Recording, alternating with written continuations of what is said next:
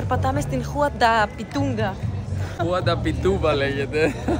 Τι πιτούγκα. Πιτούμπα, εντάξει.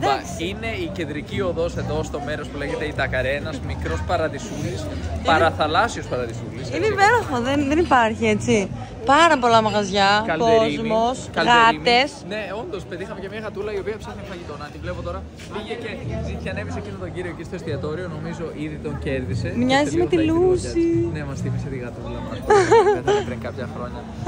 Ήταν μια γατούλα με την οποία εγώ μεγάλωσα. 15 χρόνια την είχαμε, 13 πόσο έτσι.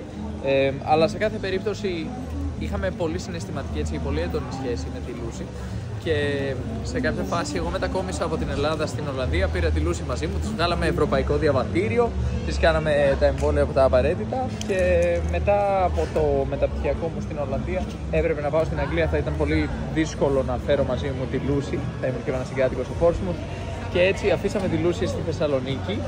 Και μαζί μου. Η Νίκη πρόσεχε τη Λούση ενώ εγώ βρισκόμουν στην Αγγλία, Ολλανδία αρχικά, αλλά μετά στην Αγγλία. Και στην Αγγλία η Νίκη είχε τη Λούση όταν βρισκόμουν εγώ στην Αγγλία.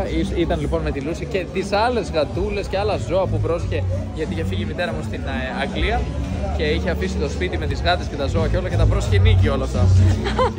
Ήταν από τις καλύτερες περιόδους της ζωής μου να μένω με 4 γάτες και ένα σκύλο στο ίδιο σπίτι με το Ράγι. Να βγαίνουμε κάθε μέρα για βόλτες, να μας κυνηγάει ένα δέσποδα, χωράκι επιθετικός με τους άλλους σκύλους. Ναι, είναι κάτι σαν Golden Retriever με Labrador, ας πούμε, λίγο κάτι πιο πολύ με Golden Retriever μοιάζει. Τον είχε μαζέψει η μητέρα μου από τον δρόμο και ήταν λίγο έτσι, ας πούμε... Ακόμα είναι. Και είναι οξύθυμος, αλλά τώρα δεν ξέρω, ενδεχομένως να είναι λίγο πιο ήρεμος εκεί στη Σκωτία, στην Γλασκόβια που ζει στα δασάκια. Δεν συναντάει και πολλούς σκύλους, θα δεν έκανα λάθη. Αλλά σε κάθε περίπτωση η Λούση ήταν η αγαπημένη μου γάτα και το αγαπημένο μου ζώο που έχουμε κάνει την πιο έντονη σύνδεση μέχρι τώρα. Και η Λούση δυστυχώς σε κάποια φάση μας άφησε και ήμασταν πολύ στενοχωρημένοι. Αλλά θα ζει για πάντα στην καρδιά μας και στις αναμνήσεις μας. Μας θύμισε λοιπόν αυτή η γάτα τη Λούση. Ναι. Αλλά επίσης έχω να σχολιάσω πάρα πολλά πράγματα εδώ. Ναι, πραγματικά. Ή μάλλον δεν έχω τι να πρωτοσχολιάσω. Γιατί βλέπουμε πάρα πολλά μαγαζιά εδώ. Είναι γεμάτο με ρούχα, με σαλονάρες, εστιατόρια, αθλητικά ρούχα. Πάρα πολλά μαγαζιά. Κόσμος που κάνει τη βόλτα του έτσι χαλαρός.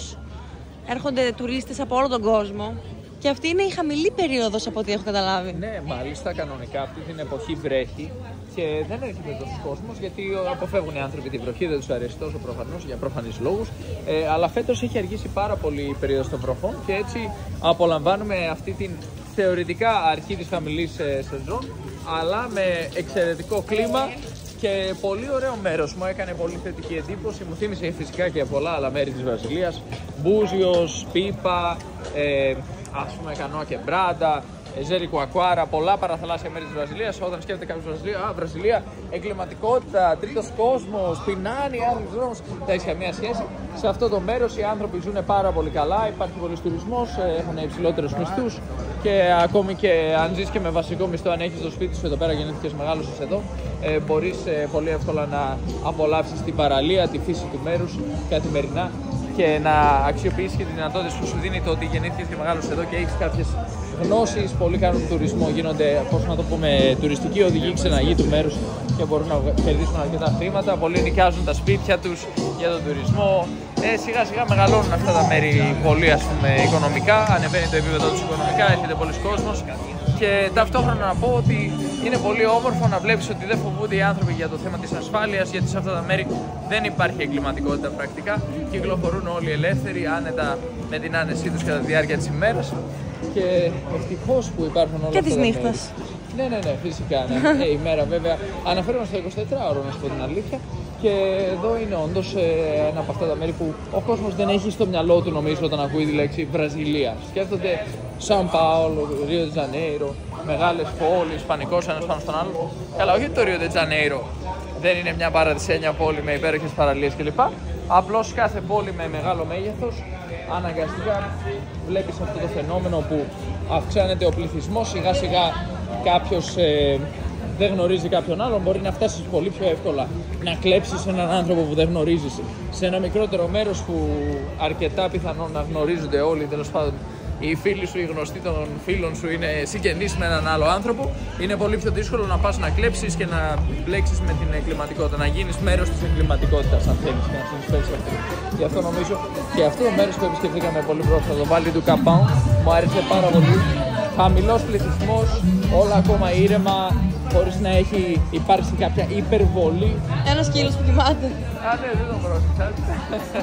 Εδώ έχει τα ζωάκια, τα προσέχουν πολλοί άνθρωποι. Στη Βραζιλία είναι φιλόζωοι, είναι πολύ θετικό αυτό. Και γενικά είναι και φιλάνθρωποι. Παρόλα τα πράγματα που ακούμε, ο μέσος άνθρωπος στην καθημερινότητά του δεν έχει κάποια σχέση με αυτές τις εγκληματικές οργανώσεις και τις ουσίες και όλα αυτά τα πράγματα που οθούν ένα μέρος μάλλον της Βραζιλίας στην εγκληματικότητα, και ακούμε όλα αυτά τα νούμερα. Ό,τι ακούμε γενικά από αυτά τα νούμερα για δολοφονίες κλπ. Είναι μεταξύ των εγκληματικών οργανώσεων που πραγματοποιούν εμπόριο ουσιών. Και προφανώς ο μέσος Βραζιλιάνος δεν έχει σχέση με αυτό το πράγμα. Είναι ένα μικρό ποσοστό το οποίο ακούμε πολύ στις ειδήσεις. Αλλά στην πραγματικότητα βλέπουμε ότι ο μέσος άνθρωπος εδώ στη Βραζιλία είναι ένας χαρούμενος άνθρωπος, έξω καρδιά, κάνει τη δουλειά του. Εντάξει, ο βασικός μισθός είναι χαμηλός, είναι 230 ευρώ, αλλά πάρα πολλοί άνθρωποι βγάζουν πολύ παραπάνω. Σε αυτά τα μέρη εδώ πέρα, ας πούμε, οι άνθρωποι δεν βγάζουν βασικό μισθό, βγάζουν παραπάνω. Εκτός από αυτούς που δουλεύουν σε κάποιο σούπερ μάρκετ ή τέλος πάντων σερβιτόρος, αλλά οι σερβιτόροι παίρνουν και τα μπουρμπουάρ τους. Ναι, 10%. Υπάρχει 10% μπουρμπουάρ ακριβώς. Οπότε βλέπουμε ότι οι άνθρωποι, ναι, μπορεί να βγάλουν βασικό μισθό, αλλά πολλοί άλλοι βγάζουν πολύ παραπάνω. Οι ξεναγοί, όσοι δουλεύουν στον τουρισμό, βγάζουν αρκετά παραπάνω. Υπάρχουν άνθρωποι, ας πούμε εδώ, πολλοί άνθρωποι που βγάζουν 2 με 5 βασικούς μισθούς. Υπάρχουν άνθρωποι σε πολλά μέρη και πολλά επαγγέλματα, ιδίως επιχειρηματίες, που βγάζουν 5 με 10 βασικούς μισθούς.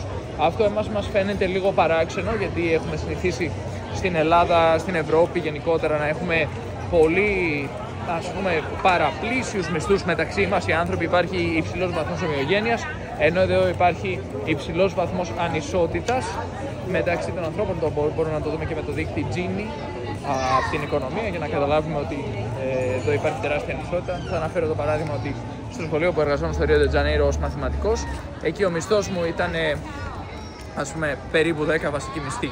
Και οι άνθρωποι που δουλεύαν στην καθαριότητα στο σχολείο βγάζανε έναν βασικό μισθό. Άρα οι καθηγητές που είχαν έρθει από το εξωτερικό και εργάζονταν στο σχολείο βγάζαν 10 φορές όσο ένας άνθρωπος που εργάζεται στην καθαριότητα του σχολείου. Εν αντιθέσει, στην Αγγλία, εκεί που είχα εργαστεί προηγουμένως, πριν μετακομίσουμε στη Βραζιλία, ενδεχομένως ο μισθός μου και η διαφορά του με ένα άτομο του προσωπικού της καθαριότητας να ήταν της τάξης του 10 με 20%. Σε καμία περίπτωση δεν θα ήταν της τάξης του 1000%.